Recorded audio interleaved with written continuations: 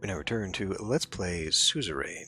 Alright, got a few more things to read, and then another decision here. The Sword. Young Swords suspected of a terrorist attack. At approximately 1646 on Monday, a terror attack occurred in the Vesord city center during a rally by the left-wing CPS. The attacker, suspected to be working with Young Swords or another organization connected to them, opened fire with an automatic rifle on the protesting citizens. 17 people were killed, including the attacker, who shot himself afterwards.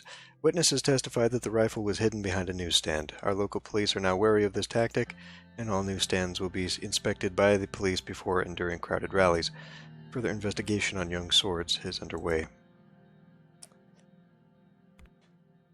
And the PFJP report on reforms. Have I gone through this stuff? This sounds familiar. Franz Richter, leader of the PFJP, recently outlined their demands for the reform package. He declared that without the implementation of term limits and limited decrees, it would be very difficult for him and his party to stand behind the reform package.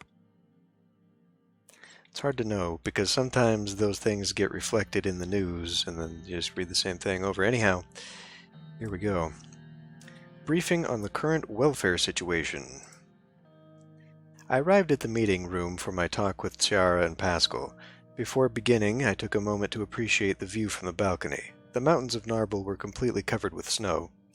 While I was mesmerized by the scenery, Pascal Benowal walked up to me.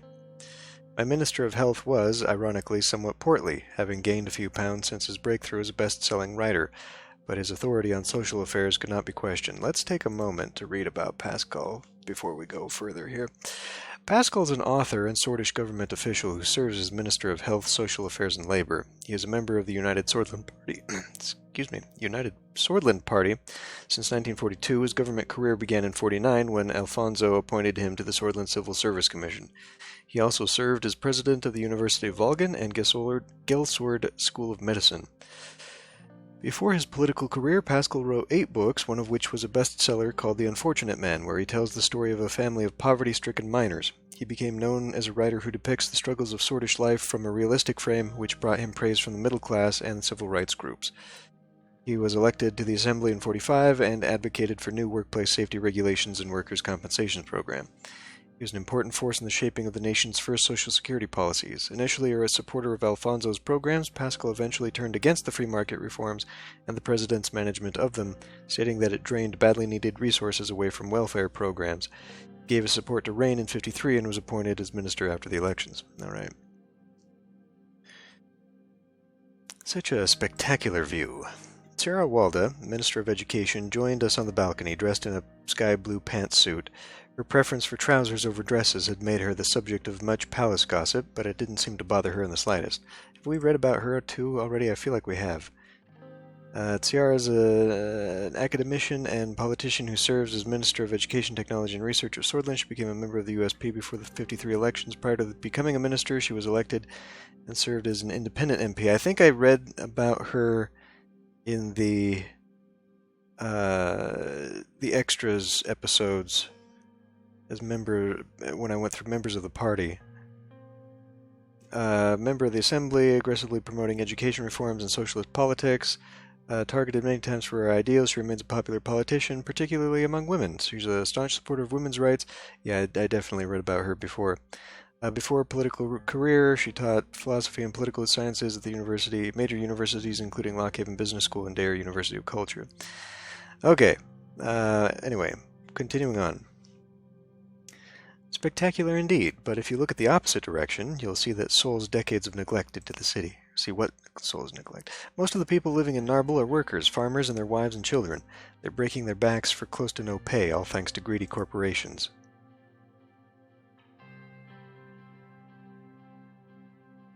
My intention is to help the working class. Glad we see eye to eye on the issue. If you look past the view, you can see the real problems like poverty. Pascal nodded gravely. This was a subject he knew quite a bit about himself. His best-known books were about the plight of Sordland's less fortunate, drawing from his own past growing up in squalor. Well put, Ms. Walda. I don't need to tell you about my own experiences with poverty. I'm sure you have similar stories, am I right, Mr. President? Well, I mean, Mr. President, I don't need to tell you about my own experiences with poverty. I'm sure you have similar stories, am I right, Mr. President? Oh, well, I mean, Mr. President, I don't need to tell you about my own experiences with poverty. I'm sure you have similar stories, am I right, Mr. President? Oh, well, I mean...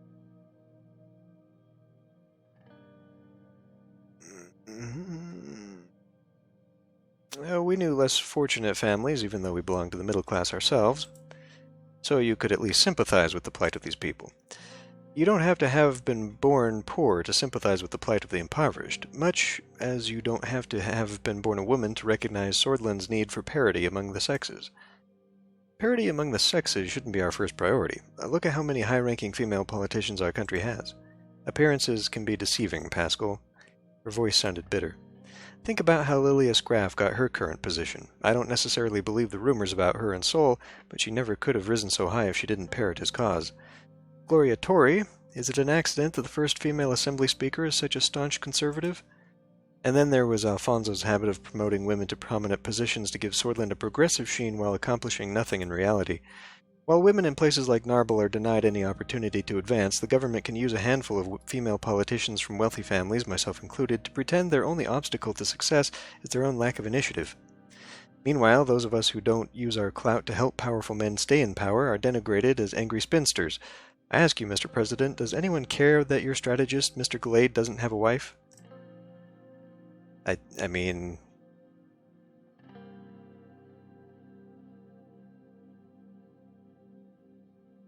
We can just ignore all that and go straight to the meat of this. I agree with you completely. Sordland's women deserve better. Glad to hear that. As I was saying, isn't it about time Holsword addressed this country's real issues, rather than bowing to the wishes of the hawks and fearmongers in the establishment and diverting yet more resources to the military and law enforcement? Our welfare, healthcare, and education systems have been decaying since the recession. Sordland's poorer communities are losing hope. Hopelessness and a lack of opportunity can drive people to extreme solutions. We're seeing increased crime, domestic violence, and yes, rising inequality between men and women.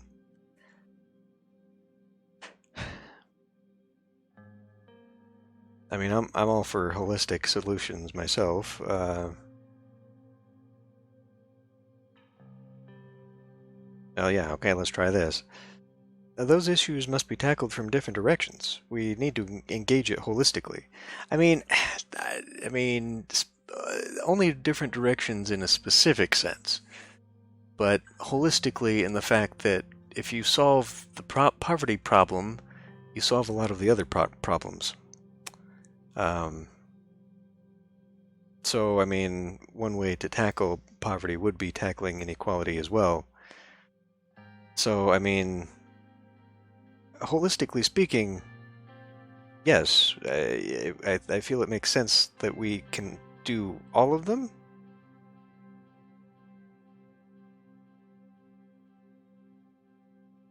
Let's try it. I'm planning to help by using an increased budget to improve the quality of healthcare. Good, that was one of my plans. That can prove useful, but we need to be doing a lot more. Education has similar issues. There's another subject I want to mention. I've been working on improving the rights of workers in our country and have proposed a draft bill that is currently being reviewed by our party. Mr. Clavin has already backed me and given his support. Sordland has fallen behind most countries on this subject, and it is my responsibility to ensure this is not the case. Okay.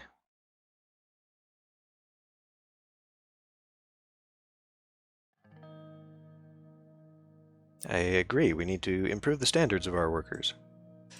Exactly. Sordland must provide for its own people to move forward.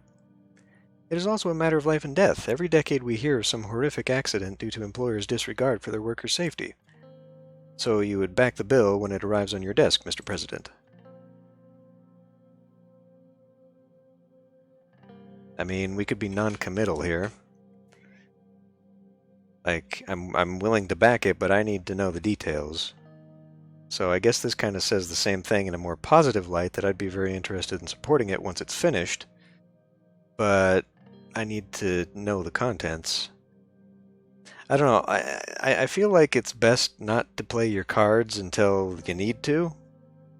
So, like, keeping this close to the chest and being non-committal seems like it would be a good idea, but I don't know the behind-the-scenes mechanics of this game, you know, like what the decision-making point gravity is, you know, what would this, you know, create rumors amongst the party that I would be looking at doing this, and therefore trigger other events like, you know, the conservative wing coming at me and be like, what's this I hear you're supporting educate? Like, I just don't know how how nuanced and detailed the game is. It seems pretty detailed. I mean, the very fact that they've created a world for the codex alone speaks to that. But as far as the mechanics of the game, I'm not sure what that is. I think it's safe maybe to just be non-committal at this point. Don't play your cards until you've got it on the table there. To make a decision, I would need to evaluate the contents in detail. Understandable. You'll receive all the sections in an outline.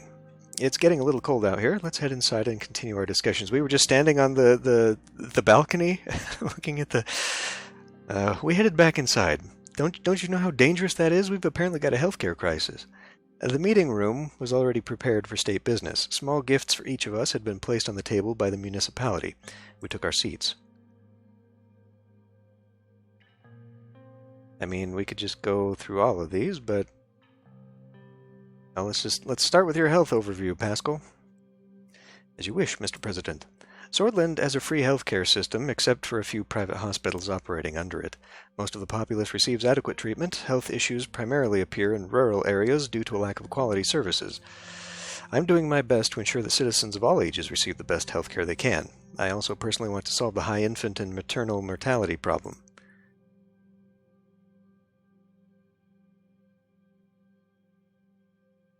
I feel like we're going to learn a little bit about all of these. This isn't a priority listing here. How many doctors and nurses are employed? We have 31.5 doctors and 73.5 nurses working for the Ministry of... Oh, I think this is thousands. I thought it was going to say we have that many doctors per patient, which is pretty damn good. We have 31,594 doctors and 73,680 nurses working for the Ministry of Health. This is a high number.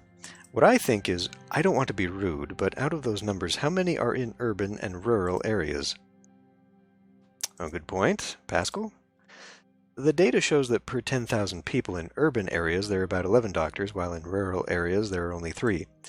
Treatment time is still too high due to the low number of doctors in rural areas, which get barely any proper coverage. Okay. How many hospital beds are there per 10,000 citizens? There are 10 beds per 10,000 citizens, which is a very good number according to our comparisons with our neighbors. We see a lower number in the countries of Agnolia and Wayland, but obviously can't match Lesbia or Volksland. Agnolia and Wayland are hardly countries to take as a standard, but it is good to know we aren't in a huge health crisis yet. So, yeah, so now I'm kicking myself for making that my promise, if it's not that big of a deal. What's the life expectancy and mortality rates? Our life expectancy is 65 years, and the infant mortality rate is a worrying 85, oh, I thought I was going to say percent, 85 per 1,000 births, while our maternal mortality is 90 per 1,000. Be assured that we are doing everything we can to save mothers and their newborns. Those numbers are saddening indeed.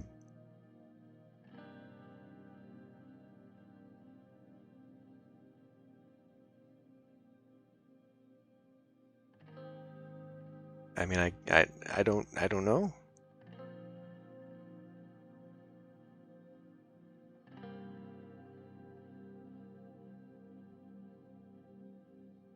I don't know. I mean, this is a little bit hostile, but it's also a little bit more proactively aggressive in a way. You know, this is just like, yes, this is a problem. We must do all we can, but this is like, look, okay, get on this. I don't know. I agree. We must do everything we can. We're working very hard on improving the quality of the services. Thank you, Pascal. Your in-depth briefing is much appreciated. I want to hear about the education system now. With pleasure. Sordish education is free, but we have a very outdated system that I want to reform. The other important issue is the lack of access to education in rural areas, especially for young girls. Your administration has the power to solve both problems. My highest priority is to get enough funding to be able to build schools in rural areas while I cleanse our educational system of its nationalistic indoctrination and sexist teachings. Okay, how many students and teachers do we have? Currently, there are about 5 million students, 3 million in primary education, 1 million in secondary, and 1 million in tertiary. There are 155,000 teachers. Sordland is full of young and bright minds. We should keep striving to make education available for all. I think there needs to be a change in the way of thought. We should help children to question and educate themselves. Okay, what's the literacy rate of Sordland? The literacy rate of Sordland is at 80%. This is a very good indicator for future growth, but it needs to increase. It's also far lower among girls than boys. If I remember correctly, the most illiterate areas are Bergia and Agenland. That is correct. Although Lockhaven skews the statistics for the Nargis region, there also has a vast number of illiterate citizens. This underlines my point about the lack of access to education. Okay, tell me the difference between urban and rural education. Urban areas have 3 times the number of schools per 10,000 people compared to rural areas. How many goddamn times do I have to say this? Rural areas are also suffering from a lack of teachers.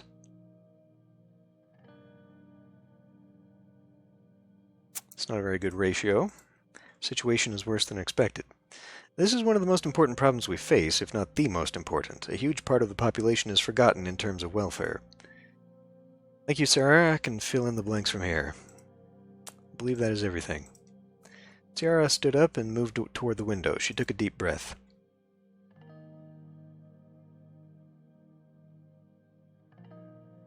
What is it, Ciara?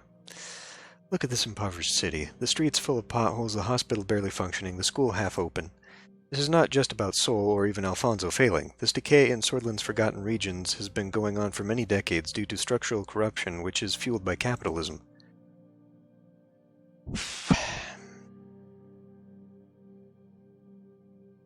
Well, we are here to change that trend and provide for the people. That was my promise. That remains to be seen. I'm working on the new education system, and your support would be welcome. Sarah sat back down and sighed. One way or another, we need to transform. Greed and unchecked capitalism will not magically provide for the people.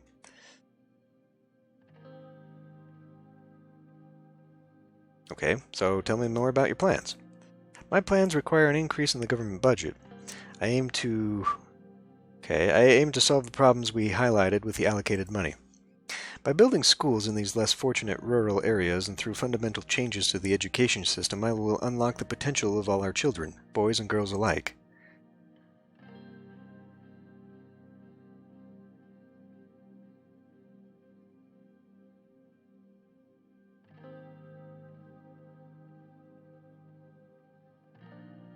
Had a quality of service problem. Isn't Sordish education lacking in quality?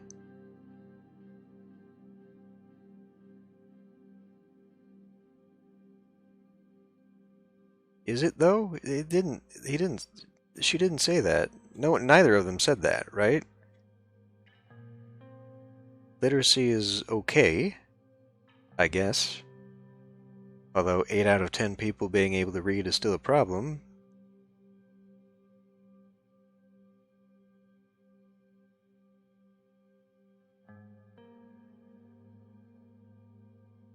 Very outdated system. Okay, yeah, no. He was the one saying we're okay for health.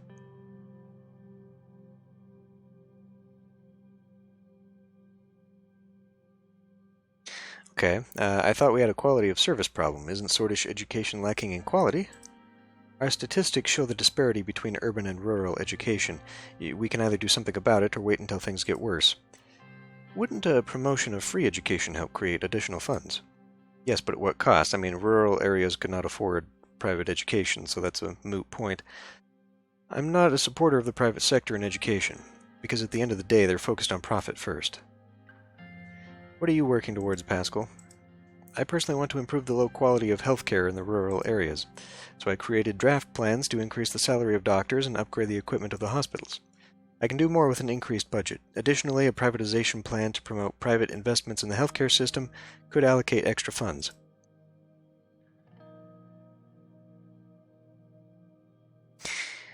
I mean, I did promise this, but between the two, fighting for my one budget here...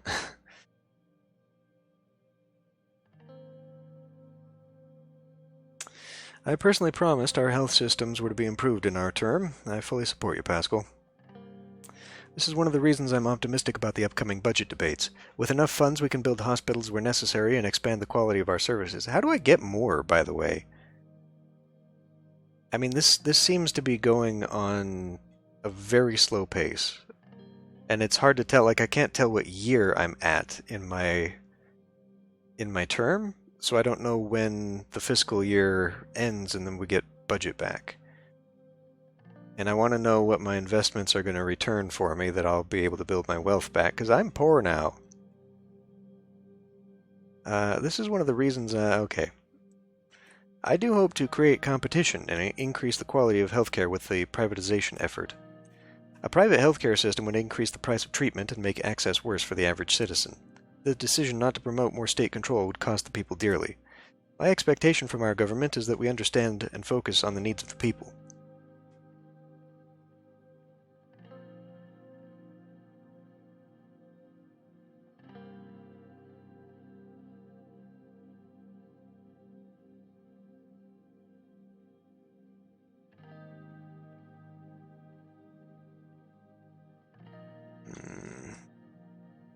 I mean, the fourth one is a little pedantic.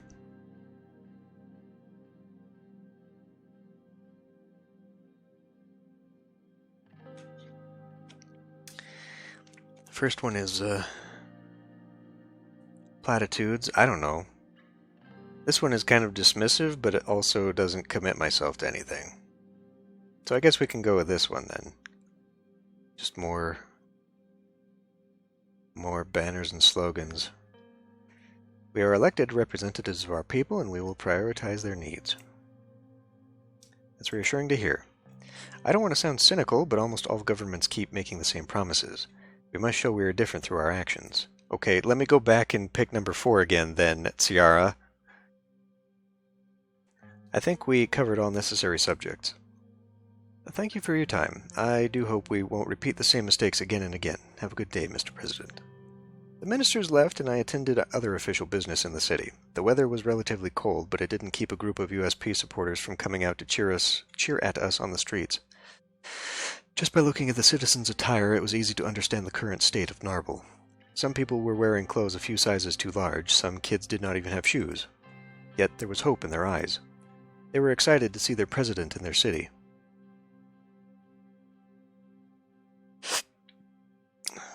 Estord. Young Swords member found decapitated. The Estord Police Department has found a decapitated body in an abandoned house where the victim was later identified as Kurg Lank, a high school teacher and member of the local Young Swords Cultural Center. The victim was discovered to be tortured with hot iron rods before his tongue was cut off.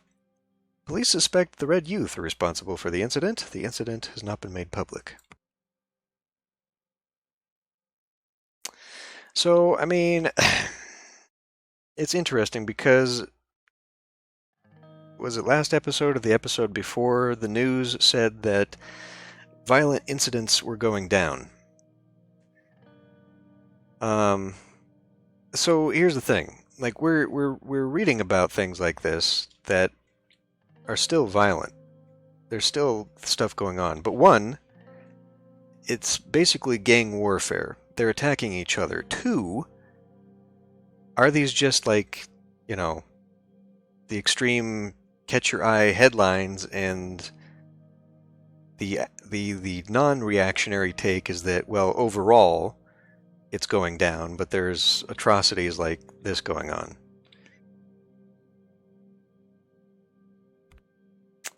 Morble mine disaster. A coal mine has collapsed in Morble. Emergency response teams were dispatched immediately. Due to the sheer size of the disaster, additional manpower and supplies were requested from nearby cities. Initial investigation shows that an underground fire has started due to the neglect and working conditions by the Nedham mining group. Current death toll is at 82 and counting. I don't have enough money for all this stuff. Okay. Oh boy. Read the report from Wholesword, the NFP on reforms. Casaro Kibner, leader of NFP, has announced today that the NFP is completely against any threshold reform. What are we talking about again? Oh, okay. He specifically emphasized that this would lead to unwanted elements entering the assembly and that he is outright against any changes to the 10% threshold. I think we're going to leave the NFP behind on this one. they're a minority party, and we don't need them on board if we can get the PFJP behind. And if we can open the voting to more minority groups, then we can also get them on board. See, we don't have coalition government here in the United States, or at this point, functioning government. But I imagine that's how it works. Like you need coalition governments, and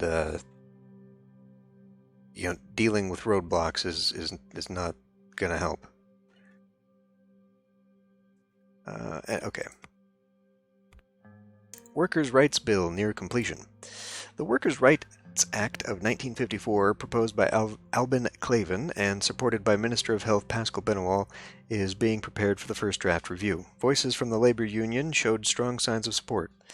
A session dedicated to the bill in the Assembly proved contentious. The people that form the backbone of the Sordland economy will finally be fully protected by extensive laws, Katarina Horton said, receiving both cheers and boos. All right. Ban youth organizations. In order to stop the operations of youth organizations with potential links to the instability. An investigation on the influence of the Young Swords and Red youth organizations on the post-assassination unrest has concluded. Both organizations haven't officially organized or called for illegal actions, but several low to mid-level leaders from both have links to insightful actions that led to deaths, injuries, and instability. This allows us to ban the organizations. Okay, well, so we come back to my question from a few minutes ago. Banning the Young Swords is only going to embolden the Young Swords. Banning the Red Youth is going to embolden the Young Swords even more. The Young Swords started this, and the Nationalists are more dangerous.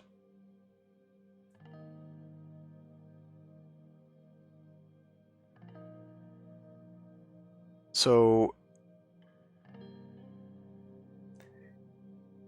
banning both of them would effectively do the same thing. I mean, here's the thing, right? Like, this allows us to ban the organizations, but what does that mean? It allows us to crack down on them? Like, anyone affiliated with them, we could just preemptively arrest? Is that what we're going towards? Because then we're going down the route of the old guard authoritarianism.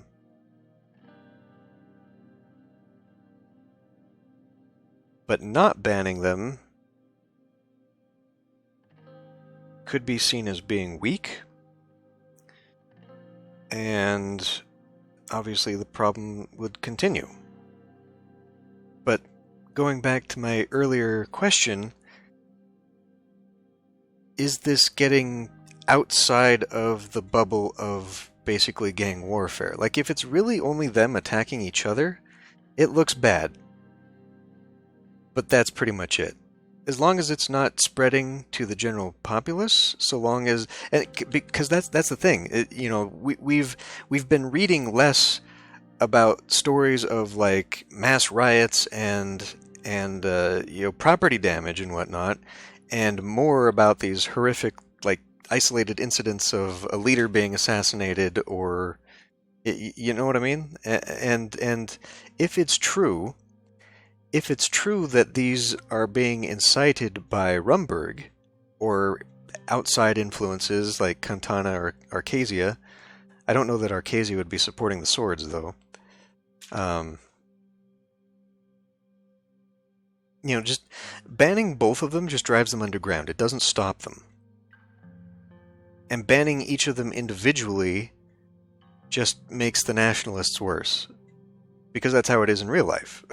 So, I mean, the Red Youth seem to be reactionaries. We've not had problems with them. Well, at least we didn't up until, the assassination. We didn't have problems with either until the assassination event, so I guess that's a moot point, but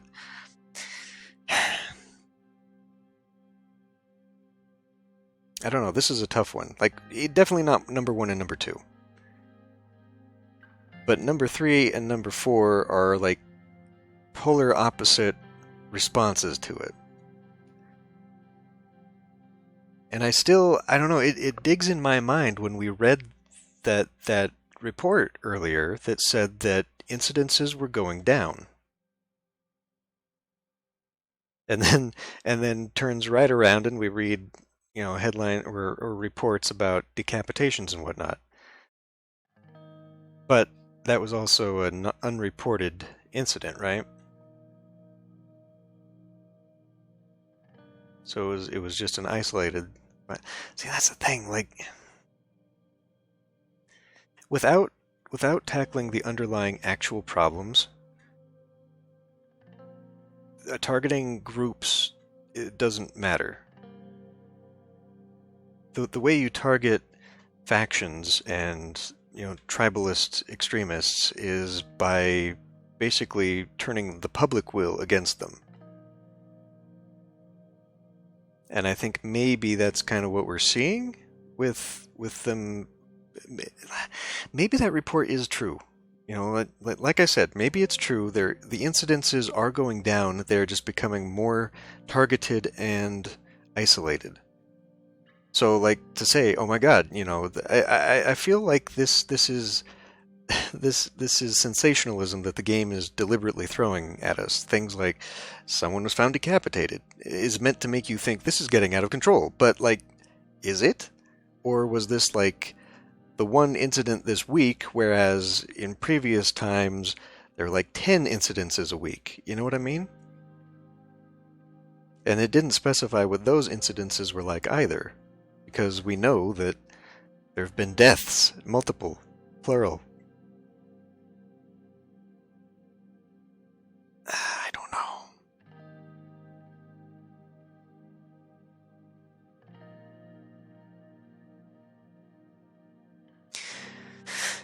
I'm also afraid that if we try to ban both of them, aside from driving them underground, it's just going to make that a little bit more extreme and reactionary, and is going to push us more towards now we need to fund the law enforcement, which is something I earlier decided not to do.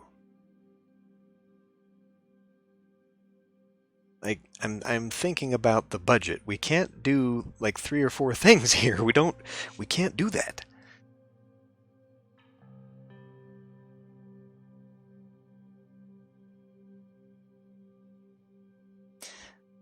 Also, banning them doesn't prevent us from tackling them when a crime is committed. Banning them is a preemptive move to just take anyone by association.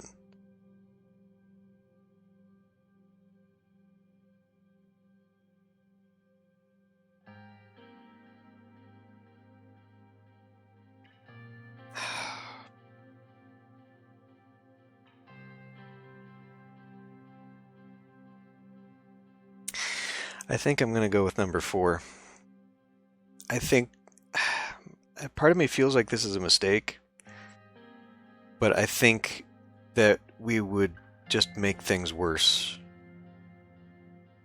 by driving groups either underground or definitely embolden one over the other. Because even the people, and especially the people in power who aren't necessarily a part of these, the people that are basically, supporting their team or whatever, would see a move against either of them as being against themselves. People internalize shit like that. Yeah, I think we're just not going to ban them. I mean, realistically, stuff like this also leads to a slippery slope, because then, once you start saying, well, we don't like this group or that group, it just opens the door and makes precedent for banning future groups that you don't like. I mean, it's a civil liberties issue, definitely. All right. Let's see.